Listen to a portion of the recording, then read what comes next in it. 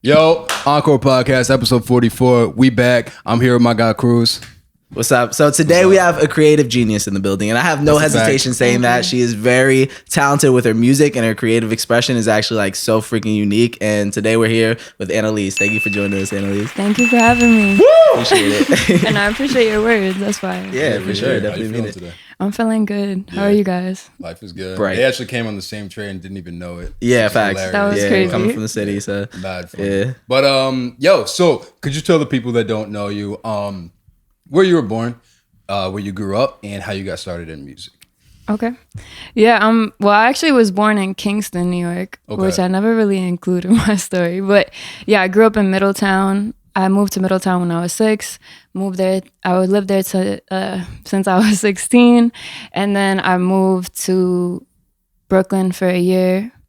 Yeah, so I went to Boston for college when I was 16. Then I moved to Brooklyn. Wait, you went to college when you were 16? Yeah. Yeah? Oh, word. Yeah. So I graduated at 16. Yeah. So I actually had just turned, because my birthday's in July, so I graduated early. Okay. And then when I turned 17, I was supposed to go to college right away at Berkeley in Boston. And then I did American Idol. So I postponed like that semester, and I went in the December semester or whatever. Like, Wow, that's yeah. crazy. Because you've been performing like your whole life, basically, right? From like Yeah. the time you were what age? Like, what was your first performance that you've had? Well, honestly, when I was 13, Yeah. I had my first real performance, but I always did like choir. I was Gabriella in High School Musical when I was like 7 or 8 Yeah. years old. Yeah. But I never really thought about it like that. I started playing guitar when I was 10, wrote my first song at 11 once my grandmother passed. So that was really like was my introduction to music. Okay. And then I went to the studio when I was 11 too, because my mom was just like, oh, you really have something special. So yeah, my parents brought me to the studio. I started to do open mics when I was 13, just to like get familiar with the stage. And then when I turned 14, I did the Apollo. Fire. So- I was That's there so like crazy. 3 days ago. That's fire. Damn, Yeah? that's crazy. Yeah. They had an event. It was like Drake's a Black about to be Entrepreneur there. event. Say it? Yeah. Drake's about to be there too. Oh yeah, he is. He's Facts, out. Yeah, I that's haven't seen him. Yeah. Yeah, fire. damn. That's all. So you went to Berkeley College of Music. How worth it was for you to have that experience going to Berkeley? Because I know that's one of the most destination schools for musicians and artists and creatives. Like, do you feel like you got a value out of there? Would you recommend going to a music school in your experience? Yeah, like honestly, I didn't want to go to college. I always had good grades. I was in honor society, but I just knew what I wanted to do, which was music. But my mom was really persistent, like about me graduating so young that like I had to go to college. But Berkeley, I had an offer from Hofstra, and I was gonna do basketball and some music stuff. But then, yeah, I was just like, let me try Berkeley, and I got accepted, which I didn't think I was gonna be accepted. Yeah. And then once I got accepted, I'm like, all right, I got to come up with the money because it's like a good school, Yeah. you know. I couldn't lose the opportunity. Yeah, I would recommend it, but I dropped out in a year. So, Yeah. and everybody at Berkeley is just like, don't go there to graduate. No, like Oh, to really? everybody that does, like, more power to you, and that's amazing. Yeah. But they're like, if you want to really be, you can't be taught to be a star or an artist, especially in today's age. It's changed crazy in the past couple of years. And I didn't want to be a Really? teacher. I hate when people say that. Because it's like you're either born with it or you're not. Yeah. You feel that way? I do feel like there's a certain spark in people, but I do feel like if you're not born with it, you could practice or you can put yourself out there and have it gravitate towards you. Okay. But That I makes sense. do think like, A lot of it is innate. yeah. Yeah. Sheesh. Yeah. Oh, one other thing. How did you get linked up with American Idol? So originally they reached out to me. I was doing shows at like the Bitter End in the city. And one day I just got an email from the producer of the show to come on the show. It was actually for The random. Voice. Yeah, randomly. Wow. It was for The Voice. What year was it? Damn, I'm so bad with years. That's okay. I know I was on in 2014. Okay. I'm pretty sure that Fire. was the year. Yeah. Okay. Yeah, so I was supposed to do The Voice actually when I was 15, and then the contract was just crazy, so I never did it. And then that same producer went to American Idol and then reached out for American Idol, which the contract was a little bit different. So okay. I did American Idol. But I was so young. I went to LA, and They shoot in LA. Yeah. Yeah. That was like after you get the golden ticket and stuff like that. So. Could you speak on any like what was crazy about that contract? The original one was like they own your original music, and at the time, like I'm super big on writing my own stuff. Part of, like just from being a part of The Voice. Yeah, like if you perform it on air, they own stuff, but I can't get too deep into it. But it's like a lot of. I don't think the contracts are as crazy anymore because they know people want to go on the show. Okay, but yeah. Sheesh. That's crazy. So fast forward to 2020. That's when you had your first million streams, I believe, right? Like right at the end of 2020. How did that feel for you when you got your first million streams? Because that's a milestone like, for people. Yes. I was popping champagne. Yeah, as you should. Yeah, Steve actually, my videographer, shout out to him. He brought over champagne like when I hit my first mil. So really, yeah. So how did that feel for you? And like, did that affect your mindset moving forward, or is it just one of those things like I got to keep grinding? Like, how did that? Just got to keep grinding. Honestly, I didn't really feel it. And I think this year was like, damn, I need to reflect and really appreciate my accomplishments because it's not every day that it happens. But in the midst of it, I was just on a mission. I'm like, all right, let me get 2 million. Now I'm like 100 million, you know? Yeah, that's real. Huh. Yeah. Fire. Okay. At what point in your journey did you get a manager? So I got a manager actually once I dropped out of Berkeley. Did you find him or he found you? So it was actually my uncle. Okay. Oh shit. DJ Enough. He's your uncle, yeah? Yeah. Wow. So that was the only person I knew in the industry, which it was my aunt's husband at the time. So like I really wanted to do it full time. I was doing a bunch of stuff. Like I finally got a buzz where I was from, like in Middletown. I was on the radio and did American Idol, all that stuff. And when I was leaving Berkeley, I just wanted studio time. I wanted to get my original stuff out. And I reached out to Enough and he like helped me get in the studio at Quad. So that's really why I dropped out because I kept taking a bus. I would do class all day and then take a bus and go to Quad in New York City and record all night and then go back to Boston. Wow. Which those were like 6-hour bus rides. You know? Yeah. And it was getting too much. So it was just like, I missed a final, I think. So I was like, I'm just going to drop out. And I wrote him like a 5-page essay, honestly, like an email and saying like, I really believe in myself. I could do this. Like, can I stay on your couch? Because at the time I didn't have anybody that lived in the city and the city was where I needed to be. So I went, he said, yes. I lived on his couch for 6 months in Brooklyn. And wow. Yeah. You feel like you needed to be in the city? I didn't need to be in the city, but that's just where like, I feel like the industry is. And also when I left home, it was a weird situation. So it's just like I had to just figure out my way. For sure. Yeah. Yeah. Yeah. What were some of the first moves that you made while you were in the city to make the most out of your time being there?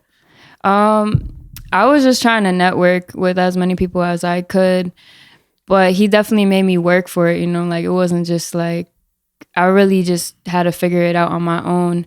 I just had somewhere to stay. And then when he was about to like leave his crib, he's like, all right, you got to kind of figure this out. And then I got a job. I worked before that. Like I used to work at Dunkin'. I had a job when I was in Boston, at a hair salon. But I started to work at this accounting office and I just was so grinding. Fashion is such a big part of your brand and identity and like your music and you kill it so much. Thanks. So I'm wondering at what point for you did you start investing in your fashion? Because I know that's something that's like questions. Really? Yeah. Oh yeah. Because I'm really interested you go in hard with like your image and a lot of people, I feel like there's the people who don't care at all. And then there's the people who will drip down head to toe in designer and then put no money in their music. Yeah. So like how, I don't know if that's where I was gonna yeah. take So like how important was the image for you? Honestly, I just like what I like. And Yeah. I don't really even like designer. I like certain things and just things that are unique to me. I don't want to look like anybody else. I don't want to dress like or sound like anybody else. So yeah, I started to work after the accounting office. I started to work at Billionaire Boys Club and being in Soho and just being in that scene, I started to like, and even just like through Instagram, people sending me clothes and I was really into streetwear, which I have been my whole life. I skateboarded since I was 7 and played basketball since I was 7. So I always loved Jordans and like Blind, DC, like all those OG skate brands. Okay. So I felt like I just always had my own kind of swag. And then I just kind of leveled it up once I got the resources to get the cooler, more expensive things. Do you think that's something that artists should focus on, like the image, or should they just focus more on the music? I mean, I feel like today everybody's gonna say image first. You know, even really? First, I don't even feel like people care about music at the end of the day anymore. I am all about the music. That's a hot take. But you see, like, especially with labels and they just care about the image, which is important. But I think just to be an artist, you have to just be yourself. So and stand alone. Like, can you make it without an image? Do you know any artists that have made it without an image? I mean, there's like the J. Cole's and stuff like that. But he still has an image. Yeah. So I think what you're describing is like your identity, you being you. Like someone's image could be a wife beater, jeans, and fucking Crocs. I don't know. Yeah, well, no, that's crazy. Not if Crocs, you're true to it and you stay true to that, I think so. Okay. So we were talking. You mentioned labels now, so I'm gonna jump into that conversation. So, you're signed to the Orchard now, correct? Yeah. Yeah. So what made you want to sign? Like, because you said in another interview that you had conversations with labels from the time you were like 16 or something like that, and you're older than that now. I'm 25. Yeah, 25. I don't know if you want to say your age. So you're 25 now. So like, and I think crazy. you signed for the first time recently. Like within the last year. Mm-hmm. So what was it for you that finally made it? You feel like, all right, now I want to sign to somebody. Honestly, I just feel like I got known to be the girl that turned down deals. Really? In the industry. Yeah. Because I've had offers since I was 16, been in those buildings, and I just didn't feel like anything was right for me at the time. And I'm really big on keeping my creative control and writing my own stuff. Like, I don't want somebody to just hand me a sheet of paper and be like, sing this. Yeah. Because that's not my passion, you know? Yeah, so, yeah. Sure. So your deal now, you felt like you would have more creative control from it? Or, it's a partnership. So yeah. Okay. Yeah, it's still like independent. It's not a major deal. Mm-hmm. But at the time, I felt like that's what I needed something. Mm-hmm. Can you describe the differences between, like, I guess your typical, like, I don't want to say 360 deal, but a typical deal versus like partnerships with labels? I mean, 360, they're taking everything in your soul. Yeah. So you might, like, it's cool because your life will change drastically. But I think it's in that long run. And I always want to be an artist. I'm here for the long run. Yeah. I'm not trying to be a 5 minutes, anything like that. Running a marathon. Yeah. Yeah. So going indie is glamorized a lot of times. For you and your experience, is there any shortcomings that you face going indie that sort of made you feel like, all right, maybe I could use the label's help for this?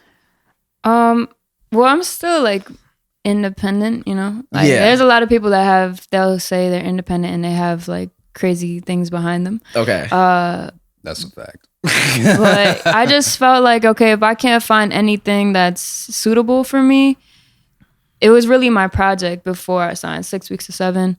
I did that completely, literally with no help at all. Like, just the studio, which was at Engine Room, and Buddha and Grins. They're like my friends, great producers, and What's Good Kev. He was there. Like, they all just let me use the studio whenever it was free. There was no other sessions, so I just took advantage of that, and I came up with this 6-week plan.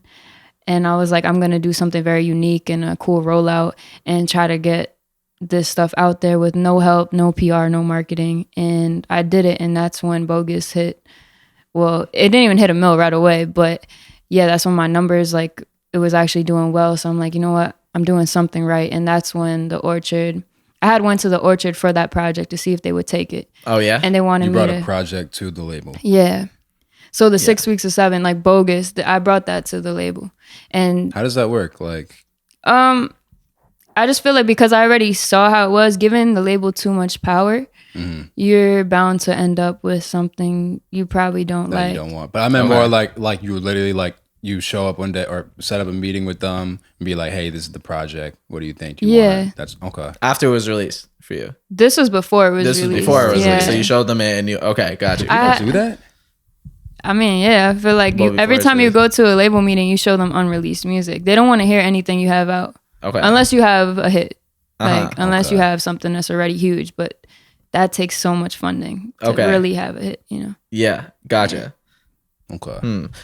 No, I didn't. Not for that one? Nah, because it was during the pandemic. Okay, yeah. Oh, so you had it scheduled, but then you didn't go have the release party? I planned to like have a huge rollout for it, but everything was just virtual, I guess. Yeah, like social media. Yeah.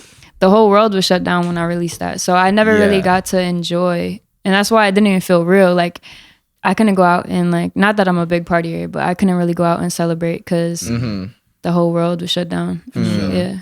Yeah. Would you describe yourself as more introverted just by your nature? Yeah. I'm an introvert. Yeah. I had a question on that too. I've heard people say like, if you're introverted, change because it'll shoot you in the foot. I mean, maybe. Do you experience any of that? Like, or any problems that come from being introverted? People still tell me that, but I feel like, I don't know, maybe. Really? I don't want to say yes or no. Like, I'm just an introvert by nature. So, like, I grew up as an only child. From like, I like to be alone, and I'm a Cancer, and I just pick up on energy. So I like to just keep mine in check. I don't really like to speak unless I'm spoken to, but I do like to have like intellectual conversations. Like I'm cool, like with people, like I can chill. Like more intimate conversation. I could see you. We just met today for the first time, but I could feel your energy that I feel like you would be able to have really like intimate conversations with people more than like the next person. You know what I mean? Yeah. I don't want to just like. I hate to be the spotlight of like or the center of attention, but being an artist, you have to be. Yeah. But when I go on stage, I turn into somebody else. Really? Like, yeah. Was that a slow process for you to reach that point where you felt like super comfortable on stage, or was like how did you go from being like not wanting to be the center of attention to performing in front of like a ton of people? I don't know. It's so weird because I feel like I never really thought about it too much, but I always did talent shows, and then the Apollo, that gave me the confidence to really do it because I sang 3 words and the entire crowd gave me like a standing ovation and they started screaming. So I was like, you saying 3 words? Yeah, like, I have a video on they YouTube. Just heard your voice and they just started like screaming. Yeah. So that just gave me like that performance I was really nervous for. But after that I was like, all right, I'm meant to do this. Yeah. Sure. Yo, I could tell that you put a lot of passion into what you do. Shout out. Why did I say shout out? Your song, Deep Down, is fire. Thanks. And the video is fucking impeccable. Thank you. And it was made me think like, how much of your decisions are based on passion versus business and what makes sense? Yeah. When it comes to your career? Honestly, I'm passion first for everything. Passion first. Yeah. So you'll do something that maybe won't make sense financially Yeah. Do you think other artists should do that? I don't want to say what anybody should do because I feel like everybody has their own path that works for them. But for the type of artist I am, I just think I need to follow my heart all the time because I've put my whole life into this. So if I start living something that's not true to me, it's gonna be a mess. That makes sense. Didn't you say on the Radar interview that you only spent like $1,000 on a whole project, or was it just a video? Yeah, that was the 6 weeks of 7. You spent $1,000 on the whole project, less than $1,000. Yeah. Yeah. Wow. How do you do that? How do you cut that many expenses like with like such a impeccable release, like something that's so full, like in all different ways? Like how did you record yourself? Well, no, I was using the studio engine room, which shout out to Buddha and so someone would engineer you for free? Yeah. Wow. Which, Kevin, like, but that's when it's like you have to find other passionate people that believe in you. So did he invest in you? Like, did you give him like publishing on it or anything like that? Yeah, everybody should get if you have a release and you're not giving your producer publishing. Yeah, producer or engineer. Well, engineer. Oh, because he ended up producing for me. Okay, gotcha. Yeah, so like he was engineering at first, and then just I need a beat, so he that's kind of like where it became. Yeah. Wow, that's great. That's a great partnership because you have such a specific sound. So if you could find somebody to do that for you for like so cheap or free, like that's amazing because like your sound is so specific to you and like damn, that's amazing. I need you to talk your shit for a second though. Why did Kev believe in you? Well, it was really like it stemmed from Buddha and Grand's, which I was introduced by Set Free, which he was managing me at the time too with Enough. So they were co-managing me. But just building that connection and like being a genuine person too, I think furthers that. And they believed in me. So why did they believe in you? I don't know why they believed in me. I don't know. Like, bro, you were working with some of the biggest labels right now. Who are you working? You working with Smart Water? I just saw you on Hypebeast too. Like for you to like even have these opportunities, people have to believe in you. What do you think it is? Do you have any idea what it is about you that draws these brands and people towards you? Talent is so obvious with her. I'm just blessed. I guess like I don't know. Yeah. I feel like I put in so much work, more than I even. I don't really talk about the work I put in, but I feel like people could feel that. Like other hard workers is like, okay, I'm not just getting handed this or like, you know, I'm putting in pain and the hours. And then once people see that, like even Steve, my videographer, he shot, I don't even know how many videos for me off love, but like off pure belief. And he always tells me like, yo, if you're whack, I wouldn't be doing this. Or like, you know, like, and makes sense. I'm a loyal person. So whenever I get to where I want to be, I'm definitely going to take everybody there with me. And yeah. Damn, that makes sense. Yeah. So you're amazing with your promo for your albums, and like there's something I've really into that. See, we're noticing the same things about you. That's a good thing. We don't show we write our own questions. We don't like send them to each other, but really? Yeah. So I was gonna ask. So something that stuck out to me is you said in one of your posts, you said, this is your last life of the party post, the next era loading. And that was really interesting to me because you're very like, you're being very transparent about like your marketing rollout for that. So like, I'm wondering like what for you makes you decide like, all right, now, cause we had a clip that said, artists don't market their music enough. They drop it, then they don't do anything with it. And you'll promote the same song for a good amount of time. So for you, when do you decide like, all right, it's time to promote the next thing? People got mad at me for posting that clip too. Really? Yeah. Off camera. Yeah. Well, Life of the Party was the first thing I ever had a budget for. So that was like my first thing with Orchard. I still get told I don't promote my stuff enough and I don't do enough. Like who, labels or friends or labels? A mix of people. Life of the Party, I really tried my best to push it as much as I could because I was hoping that there was going to be some more support. So I just did as much as I could. Like when you tried to make as much content as you could for that, and then like when you ran out of sort of ideas, did you move on, or was it like you got less reception from it like throughout time? Honestly, I have probably 1,000 photos, BTS videos still that I haven't posted. That you didn't use for them? Yeah. Oh, really? Yeah. I sit there after I do a shoot. I had like 10 photographers that came that day. So it was like a bunch of content and so many people there. So it was like, I just sit in my room and I came up with like 30 posts or something like that. And I plan out my rows before I post. So yeah. So you write down like your ideas for the post, like this is what I want for. I have like a Finsta and I'll post it. It's private. It's like, and I'll post everything for the whole rollout of a single. And then I will, so I know like on the day that I'm supposed to post something. Oh, yeah. So you post them. So do you test it with your Finsta or is it just kind of like? No, nobody could see it. I got like my mom on there. So she'll tell me if she likes it. Okay. But it's really just for me to see it. And then I was too wrapped into that. So now I kind of go with the flow a little bit more because things pop up. And I was going to ask you, I've definitely had like super rigid plans, especially when it comes to like just even this podcast and making beats, everything. And it's hard for me to stick to plans like that. Like, did you go through that too? Like writing like, I have to post this, then. Like, were you actually able to stick to it? Was it hard? Well, the first time I ever went into that mindset was my project, my EP, 6 Weeks of 7. And I felt like I had nobody really like supporting me at the time. So I'm just like, I'm going to make people notice. And by doing that, I'm going to have a strategic plan.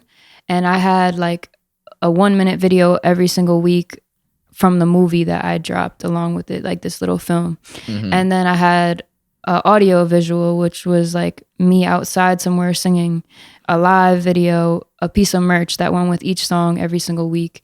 So I had like 5 things I had to post every single week, which there's 7 days a week. So it was 5 things a week. And I had the dates set up for these 6 weeks, which sounds like a lot. But that was the first time, and it worked out really well for me, at least on the streaming. That worked better than just when you would just go with the flow with content. And yeah, because when you go with the flow and you get busy, sometimes I'm really bad at social media. I hate social media, so really? I like to live in the moment. I think you're really amazing at social media, but no, for sure. Thanks. I don't like to post what I'm doing at the moment. Okay, yeah. Neither do I. Yeah. And I know it will literally make me money to do it, and I just don't like doing it. That's what people live for. They just want to see every move that you do. Yeah. I know. I'm terrible at that too. So building off of how do you get so many streams? You get playlisted a lot, it seems like. Like you had a number that like you got playlisted like a couple thousand times like in 1 year, right? Yeah. What do you attribute? Is there any strategies that you use to get playlisted? Like are there anything that you would recommend to other artists to wind up getting playlisting opportunities? I really feel like things of the universe and God, and I don't know, like the only time I really had success was with that project. So I mean, and now going forward, but I mean, you got to pitch your music in Spotify. So there's like an artist pitch, which you just Wait, how's that work? You'll have like, oh, your music is scheduled for release, and this is like you should do it 4 weeks prior. People say 4 to 6 weeks. Yeah. Yeah. So you're saying on like DistroKid or whatever you release it on, you should schedule it? Yeah, I did it through this distribution company, Foundation Media. Okay. But DistroKid, anywhere. Like, so schedule it 4 weeks ahead of time, you're saying, and then there's a strategy to get it playlisted when it drops? Yeah, on your artist page, you could just pitch it. And pitch it, and it's literally you choose a playlist and you send it to them. Is that how that works? No, you just like pick your genre. You do a little blurb about the song. Oh, you describe it like in words? Yeah. Oh, really? And then I guess if you pick R&B, then it sends it to R&B playlist. But Bogus got picked up on Chill Vibes and one other major playlist that had like millions of followers. So yeah, Bogus just ended up growing like 12,000 a day. It was crazy. Yeah. I started to manifest it. Like literally. Yeah. Once it hit 60,000, I was like, oh, this could go to 100,000. Yeah. I started writing on my like whiteboard. If it grows this much a day, I'm a nerd. So it's like, are you big on like affirmations and stuff like that? Huge, Really? I feel like that's everything. I know I know people will disagree, but I've never been into it. I had a long conversation about this like 2 days ago, and these 2 girls were telling me that I need to start like with like manifesting, affirming and stuff like that. I would really suggest it. Yeah. Yeah. How do you approach it in your head? Is it something that you like try to tell yourself the same thought over and over again? In the mirror, like how do you manifest in your head? I mean, yeah, that's part of it, but like write it down and really believe it. You can't just like write it. I literally manifested Bogus. Yeah. To the T. Like I was like, okay, it's growing 10 or 12,000. If it grows at 10,000 every single day for the next 2 months, it's gonna hit 1 million by Christmas, and it hit 1 million on December 23rd. Really? Wow. And then like I kept going with that, but you have to be aligned too. I don't want to get too spiritual on everybody. Like you have to be aligned with your path. You have, and everybody around you has to kind of be. Like negative energy can affect that too. So yeah, it's about like your energy. But I would definitely recommend like writing. If you have a goal, you should write it down. But you should say it like, "I already did it. I already accomplished it." Yeah. Okay, yeah, that definitely makes sense. I mean, like even Drake says that like he would talk about the Bentley that he was gonna get before like he actually got it. That's real. Like, I think anybody successful would tell you. Yeah, pretty I've much. Heard people it is a say recurring that before. theme, for sure. Yeah. Like when you guys just wanted a podcast, you guys like believed it, right? Like, It came so random for me. He asked me to join like several. Okay. Yeah, for me, well, I guess so. For me, I was just bored in quarantine and needed another hobby. That's kind of how it started. And then I realized that people like this more than my music. So, so here we are. But finding the place, like this location. Oh yeah. You know, once you start thinking about it, it's like when you start, it's like you'll never notice like, I don't know, a Toyota on the road, but when you start thinking of Toyotas, you see them everywhere and stuff like that. Yeah, I think that's definitely real for sure. Yeah, it's like the law of attraction. Yeah. Are you like? I could tell you're super protective of your energy, which I always tell people like they should be. Like, how do I say this? You could just say it. It's okay. No, it's not even bad. I'm just thinking how to word it right now. Like, all right, how did you, in your words, right? I feel like I know your answer to this already, but like, why are you so protective of your energy? Yeah, I just feel like I've given my energy to the wrong people in the past, and like there's been things I don't really like talk too much about like my issues or things like that. So I just given energy to the wrong people, so I'm trying to make sure I don't do that. What makes them the wrong people? Just like people that will abuse the relationships with you or like not care about you, you know. Yeah. Okay. You know, like you could tell when somebody's intentions aren't pure. Yeah. Definitely. 100%. But I think you could get trapped in that too. Like trapped in like pushing everyone away. You could, I mean that, but you could also get trapped in just letting somebody continue to take and not give you anything. So once you finally are like, all right, step away from that. Yeah, you can be on the other side where it's like, maybe my guard is too high up. And that's what I was noticing with the labels. Like my guard was too, I was turning down deals before I even saw. Really? Yeah. Damn. I mean, shit. That's interesting. But that's why I was like, all right, I gotta do something, you know? Use them in some way. Because I noticed about you, I was looking at your credits for like every post and I kept seeing the same names over and over and over again. So I noticed that about you, that's like you really stick to like people that have worked for you in the past. And like that's, do you attribute a lot of your success to that, to being like around, you know, using the same people and team like over and over again? Yeah, I mean, once you find good people, you want them, like they turn into family. Like, it's more than just music or business. Like, you really care.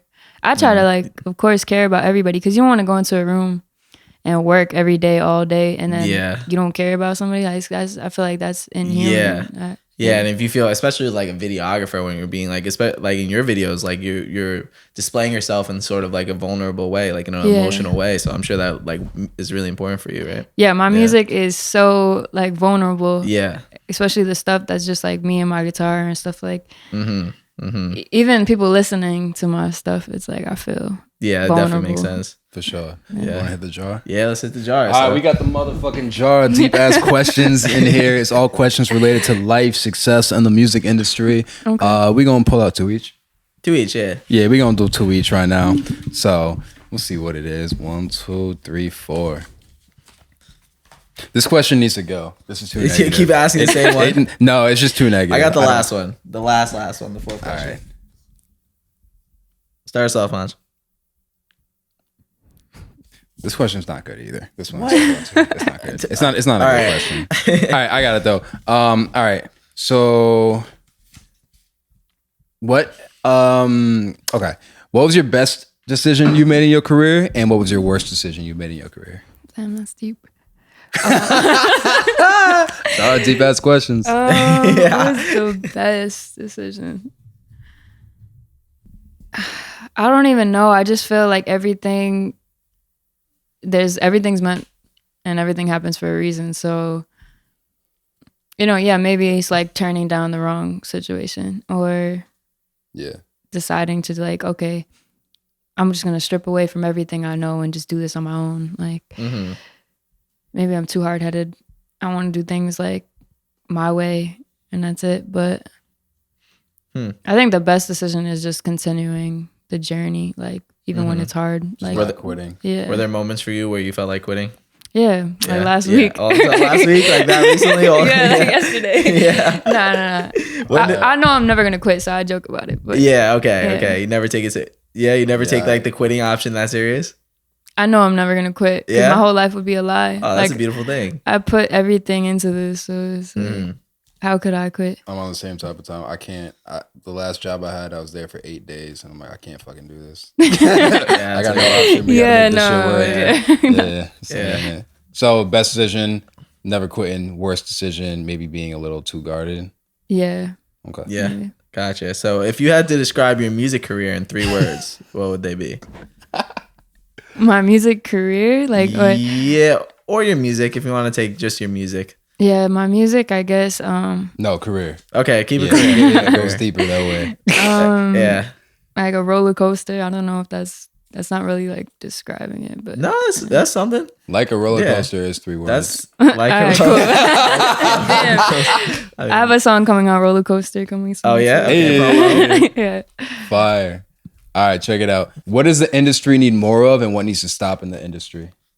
I think the industry needs more authenticity and less TikTok. Less TikTok? TikTok is TikTok's cool. I get it, but I don't know. TikTok or like real type content or just the platform? Reels TikTok? are, I mean, all content's cool. Like it's just constantly evolving, but I feel like they just want to see something in 10 seconds. Okay. Which sometimes art, you need 3 minutes or you need something longer. Yeah. Definitely hear that. Yeah, I definitely hear that. I'm not a fan of the shift towards shorter form. But everything's like, it's cool. Like there's an art to it, but yeah. I don't know. I'm like having a hard time finding that. Yeah, that balance. I get it. I don't really love that shit either. Like for me, like just having conversations, like I'll condense things into 20-second clips and they'll do well, but it's also like, damn, like y'all didn't even like see so you know, but I do like you guys are good at it because thank you, they come across my TikTok, so hey, okay. On TikTok or on Instagram or both? On my For You page sometimes they popped up a couple times. TikTok? Yeah, on TikTok. Hey, okay, let me follow you on TikTok. That's crazy. My TikTok is not good, so. That's crazy. We got a powerful last one for you. Okay, are you ready for it? Yeah. Poncho, put your phone away. Shh. Follow or answer it. Absolutely. How do you spell your last name? AZADIAN. I got you. I'm your 4,442nd follower. Thank you. Here we go. Annalise.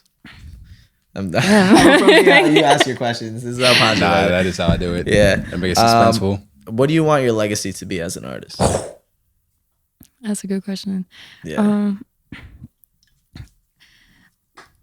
I mean, I just I want to be a legend. So, woo! I really do. I want to be here forever, and I want to do like the world tours, headlining, and win the Grammys and stuff. But I think my legacy, I just want people to know that you could really do it, because I feel like that's cliche. Everybody's like, oh yeah, just keep going.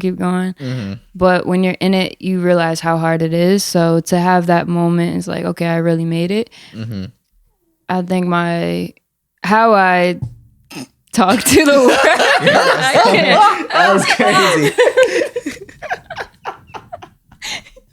Yo, that was ignore different. that, bro. That was. You guys are supposed to ignore that. God damn it. It's you. No, that it was stomach growl. Yeah, it's just ruin their moment. God damn it. I'm sorry. It's okay. Yeah, that was we fucked it up. Nah, that's all good.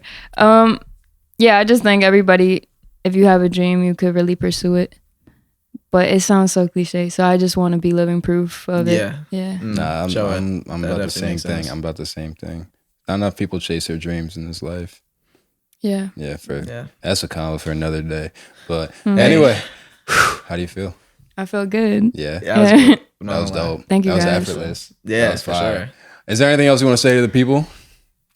No, just tune in. I have an EP coming December 2nd. December 2nd. Yeah. Okay, bet. Everyone that's going to watch us right now, our entire audience is artists. So anything you would want to leave artists with?